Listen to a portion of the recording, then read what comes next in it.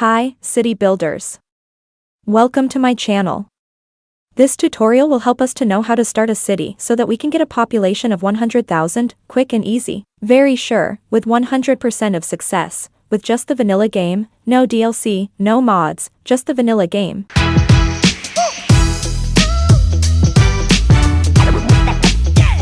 Every player has different goal when building a city. Here the only goal is to reach a population of 100,000, the quickest and easiest way possible. We are going to cover all that. Here is the topics we are covering. 1. Choose the right map. 2. Plan the city ahead. 3. Start the city. 4. Number 1 priorities, the vitals. 5. Number 2 priorities, the important stuffs. The links of the chapters of this video are in the description below. Okay, let's choose the right map. Some maps are easier than others when we plan to build a big city of 100,000. Here is the list of the 12 maps included in the vanilla game. The first criteria when choosing the map is the suitable area for building. We want as much space as possible to grow the city. We prefer when it is above 65%. The second criteria is the water. We need enough water. But not too much, otherwise it will take too much space. We prefer when it is between 1/3 and 1/2. Okay, let's see which maps are better for the purpose of building a city quick and easy with a population of 100,000. Black Woods is good. Cliffside Bay, 53% is not enough. Diamond Coast is good. Foggy Hills is great. Grand River is great. Green Plains is great. Islands, 60% is not enough and too much water. Lagoon Shoe, 56% is not enough and too much water. River Run is great. Sandy Beach is almost good. Shady Strands, 57% is not enough and too much water. Two Rivers is great. Okay, so we have 7 maps that are a great candidate to build a city for our goal. For the purpose of this tutorial we are going to choose Green Plains. Okay, let's create a new game with the map Green Plains. For the purpose of this video we are going to use the temperate theme, because it is more bright and the colors are more shiny. Since we want to reach 100,000 citizens, we need to plan ahead the development of the city on the map, to see in which direction on the map the city will grow. We need to check. 1. The sewage should not be near the input of water, because of the pollution. 2. The industrial should not be near the water, because of the pollution. 3. The industrial should have multiple points of entry, because it generates a lot of traffic. 4. The industrial should have access to train, to allow input of materials. 5. The commercial should be near the industrial, because there is a lot of traffic between the two. 6. The residential should not be near the industrial, nor commercial, because of the pollution, and noise pollution. Let's put first a road so that we can access to the water menu.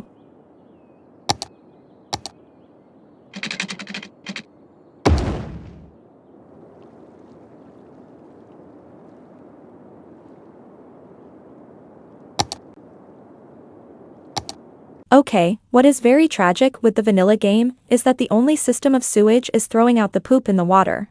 It is possible to load some asset from the Steam Workshop to get some clean sewage plant. But for the sake of this tutorial, we don't use any assets, nor any DLC. There is this water treatment plant, but is available only when we reach a population of 16,000. Okay, we have to check the direction of the stream of water, to make sure the intake of water is upstream, and sewage is downstream, and with as much as possible space in between. Okay, there are the white arrows in the water, they tells us the direction of the stream of water. Okay, we see that the stream of water is flowing in this direction. So the intake will be here, and the sewage here. Which is okay. In this starting tile, we have only 1 point of entry for the city. At the beginning it is okay. Then the industrial would be growing rather in this direction, to be away from the water, and to be near the point of entry. Then later when possible we will buy this tile to give to the industrial another point of entry. Then later we will buy this other tile to give the industrial the access to the train, to get more import and export of materials, so it boosts the industrial development. Then the residential will grow in this direction. Okay, we are good. Okay, this is great, now we can start the city. We can note that the starting date of the game is February 9th, 2023. We will see how long it will take to reach 100,000. Tip number 1, personally I prefer to keep a space between the residential and the industrial. This protects the residential from the pollution, and later on if there is a traffic issue, there will be enough space to build highways to solve the traffic jams. I prefer to keep 20 cells of space. Tip number 2, use the grid as roads layout. It is way easier and faster to draw the roads, and it solves a lot of traffic issue. I understand that not everybody enjoy the grid layout, but the goal of this tutorial is to reach a population of 100,000, the quickest and easiest way possible. For the residential I use a block of 40 cells long. For the width, I use the regular 10 cells. For the width of the block, the road is 10 cells long. The road has a width of 2 cells. There is 4 cells for the zone on each side of the road. So this makes the optimal size of 8 cells for the zone.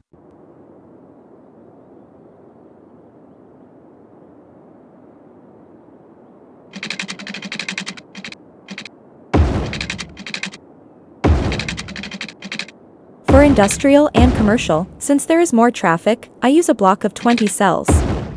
It is simple because it is half of the residential.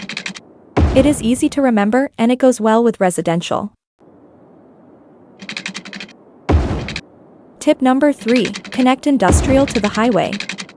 Since the vast majority of the traffic with the outside is mainly with industrial, it is better that the road is connected directly with industrial instead of residential. Let's add water and electricity. The water drain pipe is downstream, the water pumping station is upstream. For electricity, I prefer to use the wind turbine, because it is cheaper. We need to add it where there is the most wind, in dark blue on the map.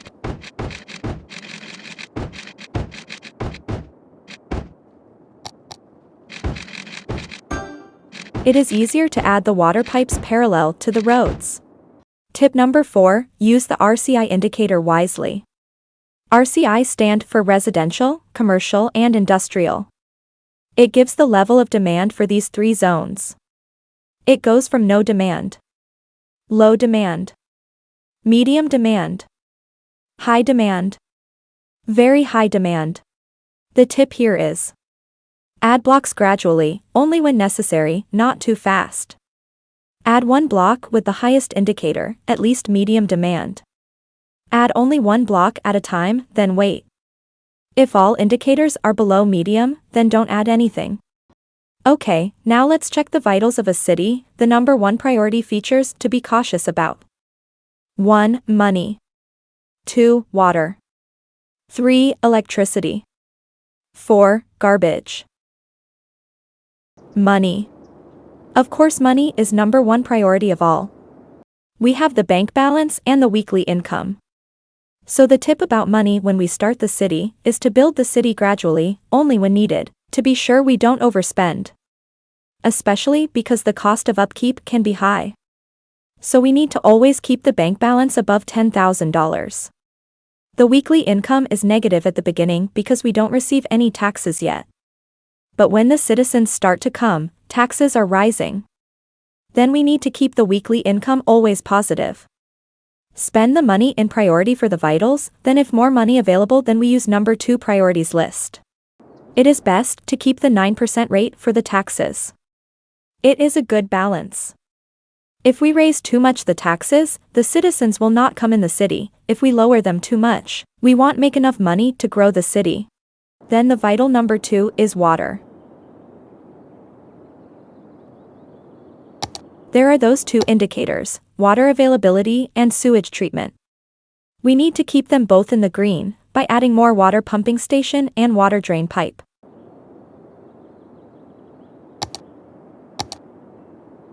We also need to often check the water pollution always at 0%. This is done by keeping industrial and garbage away from the water and water drain pipe downstream. If there is not enough water, the citizens will leave the city. If there is not enough sewage or if the water get polluted, the citizens will get sick or even die. The vital number 3 is electricity. There is the indicator electricity availability. We need to keep it in the green by installing more energy plant. Personally, I prefer to use the wind turbine at the beginning of the city. Because they are cheaper than the coal plant, they don't need supply, they don't create pollution, but they need wind, and they create noise pollution. When we select a wind turbine, we can see the map of the areas where there are more wind. This map is also available in the indicators menu, with the wind icon. Later when available, I prefer to use the advanced wind turbine and solar power plant. The fourth vital is the garbage. I often find that the garbage is the most challenging vital. The garbage should never be near the water, never added inside residential blocks, because of the pollution, but on the same time, it should be not too far from residential, because we need the garbage collection to be done. This is another reason why I like the 20 cell space between industrial and residential.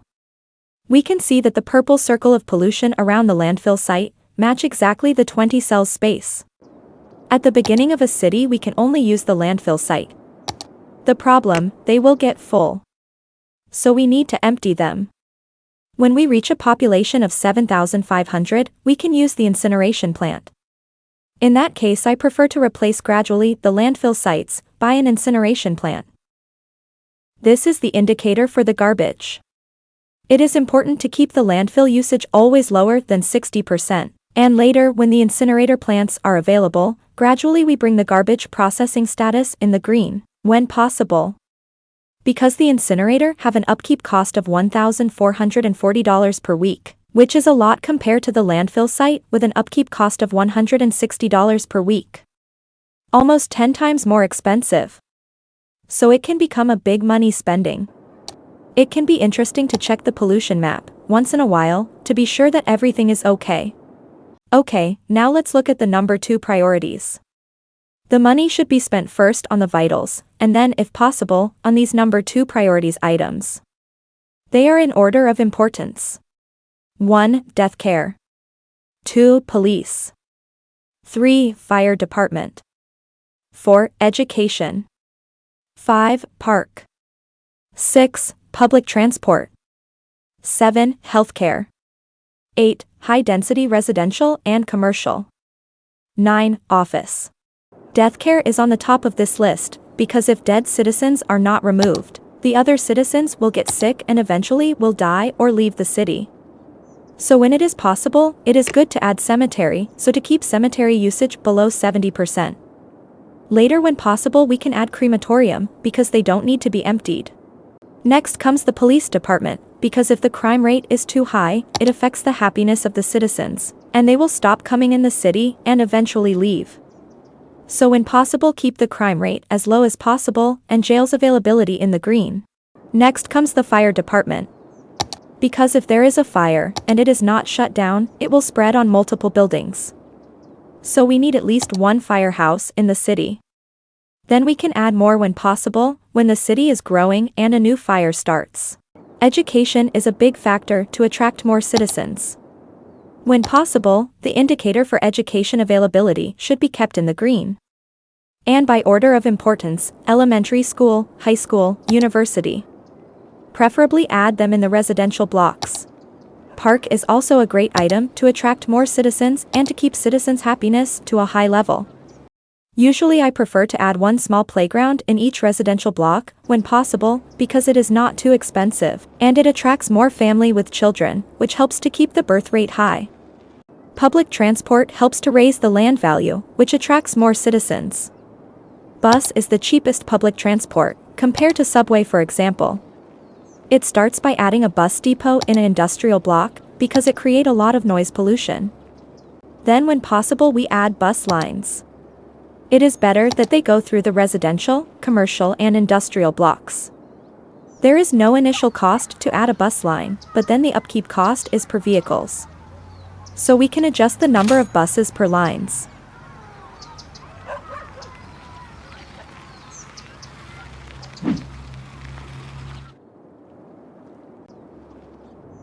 When possible, it is good to add a cargo train terminal inside or near the industrial, because it helps to increase the industrial activity, which create more jobs, which attracts more citizens. The cargo train terminal generate a lot of traffic. Healthcare is important only if the citizens are sick. Otherwise, not so much. If we are careful with the pollution, noise pollution, garbage, death care, then the number of sick citizens should be low. Therefore, healthcare will not be very needed. We need at least one medical clinic in the city, then we add more only if money is comfortable, or if the number of sick people raises. When possible, it is interesting to add a child health center, because it attracts more people with family and children. High-density residential and high-density commercial are available when we reach a population of 7,500. Since we want to reach 100,000 the quickest way possible, it is best to use high-density residential, and therefore high-density commercial that goes with it. The growth of population goes faster with high density. But high density attracts more traffic, so it is best to use the 6 lanes roads for the blocks, but keep the width of the block of 8 cells, for more efficiency. We keep the length of the block with 40 cells, so that it keeps the traffic low.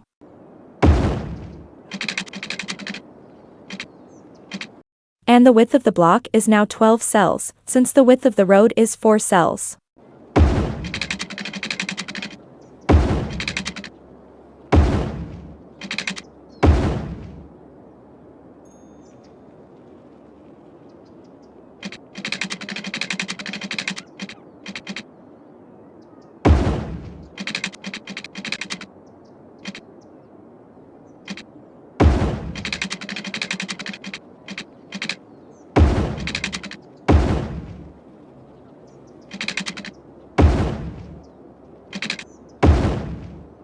For the high-density commercial, we keep a length of 20 cells, half of the high-density residential block.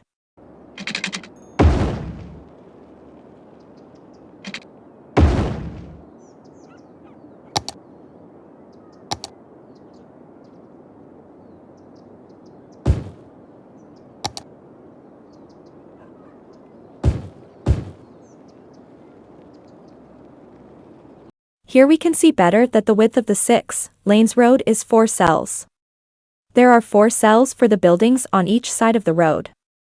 So we want to have 8 cells inside the block to optimize the buildings. This is how we get the block to have a width of 12 cells. Office comes also with the population of 7,500. It helps to create jobs, which attracts more citizens. It can be near the residential block, because it does not create pollution nor noise pollution.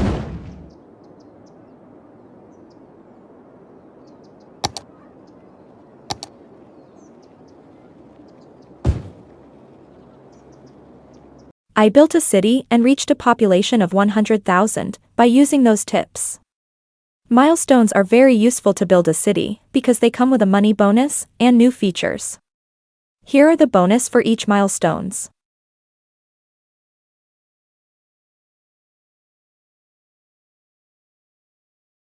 It is worth noting that the number of population for each milestones is different from one map to another. This is described in this spreadsheet.